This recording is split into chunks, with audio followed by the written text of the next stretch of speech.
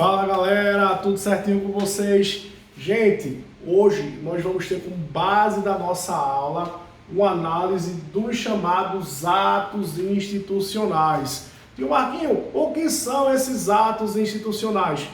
Foram atos, medidas, mudanças nas leis do nosso país durante o período da ditadura civil-militar. Entre os anos de 1964 e 1985, o Brasil vai vivenciar uma ditadura civil-militar. E antes de analisar esses atos institucionais, eu vou traçar algumas informações que são muito importantes em relação a isso. A primeira informação que eu deixo para você e que é muito importante é que nós não podemos desvincular esse período histórico no qual o Brasil está vivenciando com a relação do mundo, que é a relação do processo de Guerra Fria. A gente não pode esquecer que nesse período o mundo era caracterizado como bipolar e o Brasil ele apresentava uma aliança plena com os Estados Unidos. Inclusive, a relação desse golpe civil-militar no nosso país está muito associado a essa relação do Brasil com os Estados Unidos. Temendo, uma das justificativas desse golpe era que eles temiam a influência soviética em nosso país. E aí, por conta disso, vamos colocar em prática um governo associado aos Estados Unidos, abolindo a democracia. Essa é uma das justificativas, ok? O outro ponto que a gente não pode deixar de analisar é que durante o período da ditadura civil-militar, os militares que governaram o nosso país, eles eram basicamente divididos em dois grupos. Um grupo denominado de Sorbonne, de intelectuais, onde esse grupo ele tinha como característica o seguinte perfil. Eles eram favoráveis a um golpe no nosso país, à instalação de uma ditadura, que essa ditadura ela durasse por um período para evitar qualquer influência soviética em nosso país e posteriormente restabelecendo uma estrutura voltada para um processo democrático. O segundo tópico, ou a segunda característica desse grupo de militares, ele se dá... Sim, pessoal. Então o que acontece é o seguinte, o outro ponto que a gente pode analisar é que o outro grupo de militares eram denominados de linha dura. Esse grupo, chamados de linha dura, na cabeça deles, tinham que implantar uma ditadura civil-militar, um modelo ditatorial, e esse era um modelo a ser seguido. Então nós temos essas duas visões entre os militares que estavam no poder do nosso país. O primeiro presidente a assumir ao Brasil após a queda do João Goulart, em 64, iniciando esse período de ditadura civil-militar no nosso país, é o então Castelo Branco. Castelo Branco governa o nosso país de 64 a 67. É importante a gente analisar o governo de Castelo Branco porque esses 4 atos institucionais serão colocados em prática em seu governo. E o que a gente vai fazer agora é analisar as características de cada ato institucional desses, ok? Bom, em 64 é colocado em prática o chamado ato institucional número 1. Tio Marquinho, o que o senhor poderia destacar de significativo, de interessante no ato institucional número 1? Primeiro ponto é que as eleições presidenciais, elas se tornam eleições indiretas e quem vai escolher esse presidente é justamente essa junta de militares, ou seja, as eleições presidenciais se tornam eleições indiretas. E o outro ponto é que o presidente ele pode cassar mandatos de pessoas que são tidas como inimigos da nação, né? Pessoas que possam conspirar com o comunismo, que na época eles justificavam muito isso em relação ao golpe. Então, as pessoas que eram tidas como inimigos da nação, de uma forma geral, poderiam perder os seus mandatos, ok? Bom, uma curiosidade ocorre aqui. Então, esses são os dois pontos aqui mais significativos do ato institucional número 1. Uma curiosidade vai acontecer aqui no ato institucional número 2, que é o seguinte, gente. Vê só. No ano de 1965, ou seja, no ano posterior ao primeiro ano, né, que o Castelo Branco assume, teremos eleições para governadores. E uma das características dessas eleições é que vários grupos apoiados pelos militares irão perder essas eleições em grandes centros brasileiros. E isso vai fazer com que os militares não enxerguem bem esse modelo democrático atual brasileiro e o Brasil vivencie uma outra mudança, que é a seguinte: o Brasil vai institucionalizar o ato número 2, que vai colocar em prática o chamado bipartidarismo, ou seja, vamos tirar o pluripartidarismo brasileiro, ou seja, vários partidos como o PTB, como a UDN, como o PSD, ou seja, enfim, os partidos brasileiros, e agora o Brasil irá vivenciar um bipartidarismo muito simples e muito objetivo. O partido apoiados pelos militares, que é a ARENA, Aliança Renovadora Nacional, e é o Movimento Democrático Brasileiro, que é o MDB, onde esse partido seria um partido de oposição. Lembrando que uma oposição tolerada, porque quem fosse tido como inimigo do país não poderia ter seu mandato cassado. Então, essa oposição é chamada de oposição tolerada. Eu destaco figuras aqui muito importantes. A nível do Brasil, eu destaco uma grande figura do MDB, como o Tancredo Neves, e a nível de Pernambuco, eu destaco o Jarbas Vasconcelos, como uma grande figura do MDB. No caso da Arena, eu destaco figuras como o Paulo Maluf, como o José Sarney, que posteriormente foi presidente do nosso país, ok? E os militares, do qual faziam parte também desse partido.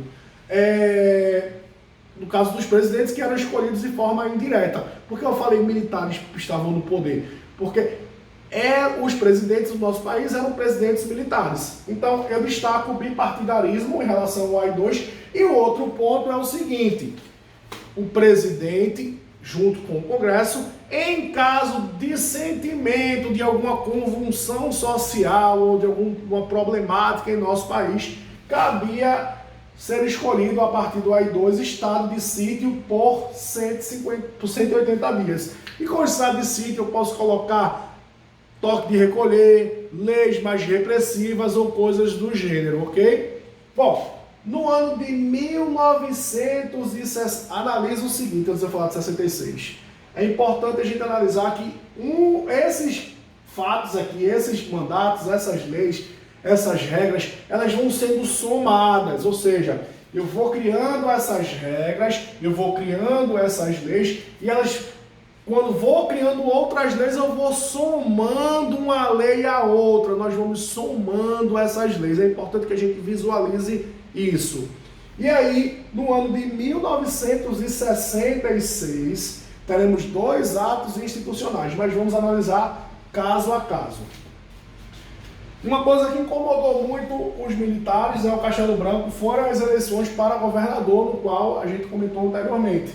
E aí o ato institucional número 3, ele vai colocar as eleições para governador e vice-governador como uma eleição de forma indireta, ou seja, é o presidente que vai escolher os governadores e os vice-governadores.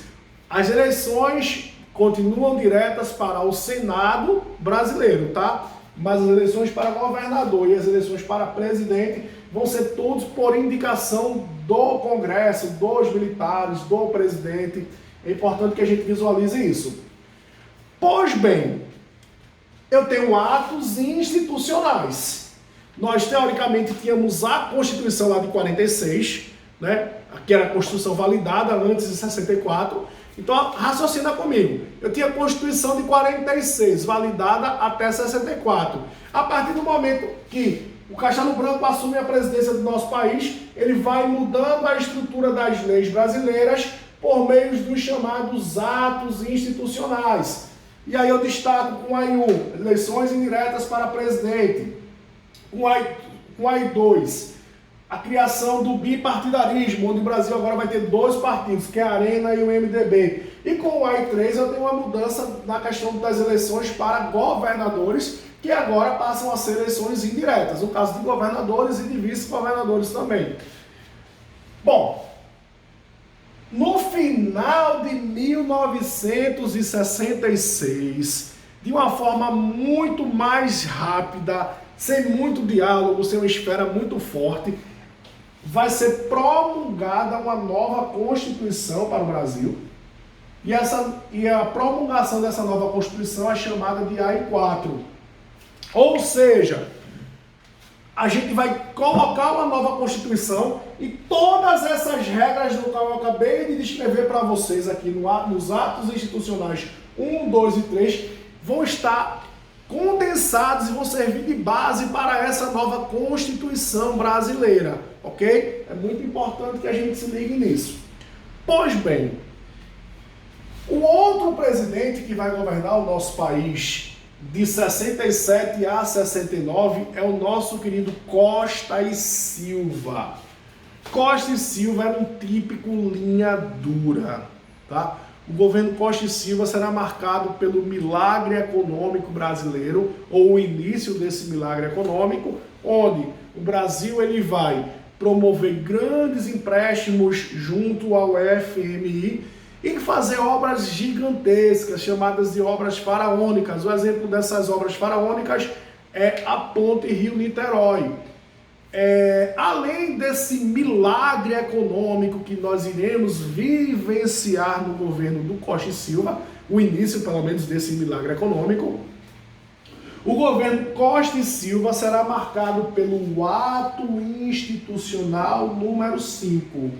Esse ato institucional número 5, ou o AI-5, ele irá promover algumas mudanças bastante significativas em nosso conceito de leis, onde o presidente ele vai ampliar de forma muito significativa os seus poderes. Então, eu destaco do AI-5, primeiro ponto, o fim do habeas corpus. Quando eu tiro o fim do habeas corpus, eu tiro a partir daquele momento que pessoas que fossem presas pelo Estado, por exemplo, não tivessem o direito de se defender. Então, a partir do momento que eu tiro o habeas corpus, eu tiro o direito de algumas pessoas utilizem de advogados para sua defesa pessoal em determinados períodos. Então, essa é uma das características do AI-5, que é o fim do habeas corpus.